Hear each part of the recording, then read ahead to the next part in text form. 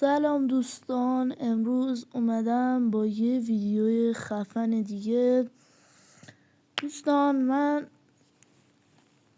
دوستتون دارم، هر روز دارم براتون ویدیو میذارم و این وقت میذاریم، درس داریم، کلا گرفتاریم. با این حال دارم براتون ویدیو میذارم، فعالیت میکنم ولی حمایت نمیشم، اصلا خسته شدم. اومدم یه آموزش دیگه بدم، حمایت کنید دوستان. 1 دقیقه بیشتر وقتتون رو نمیگیره.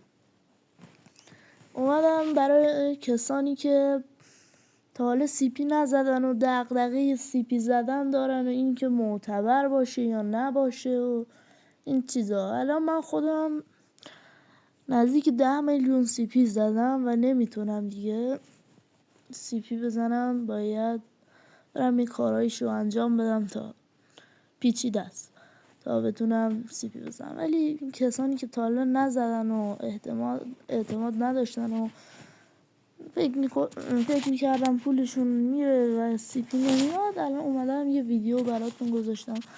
ابتدا وارد گوگل که شدید، سرچ میکنید ارزان جم. من خیلی سایت هست ولی من این سایت رو انتخاب کردم. اینجا ارزان جم.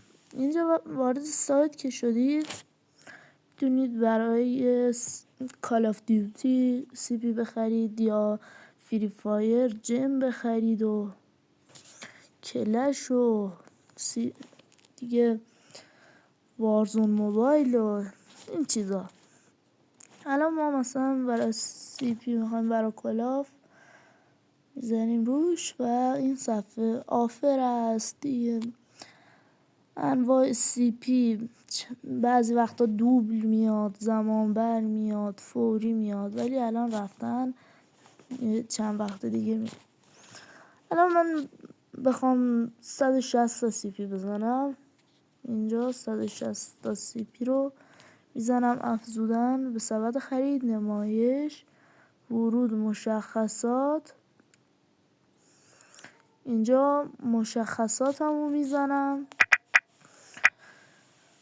و اینجا مشخصاتمو میزنم ثبت سفارش و شماره کارت، سی وی 2 و دیگه بگم براتون تاریخ، کد امنیتی خودش بهتون میده، میزنید و درخواست رمز پویا رو که بزنید و بزنید روی پرداخت.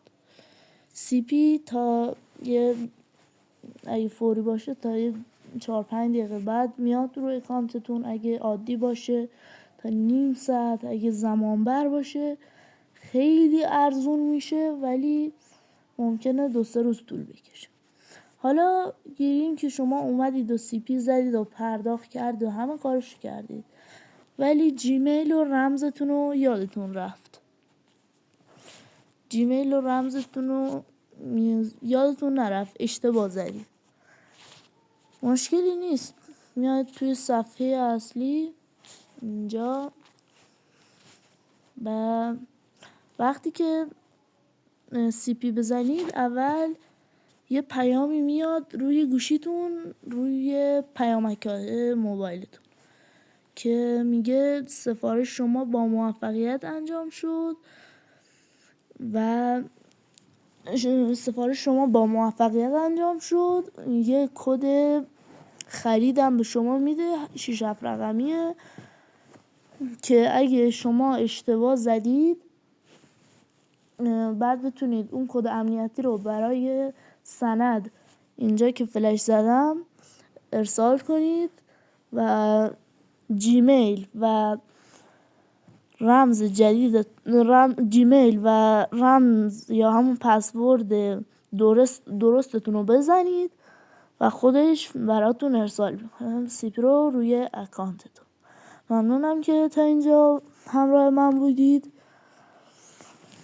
لایک و کامنت یادتون نره. خدا نگهدار.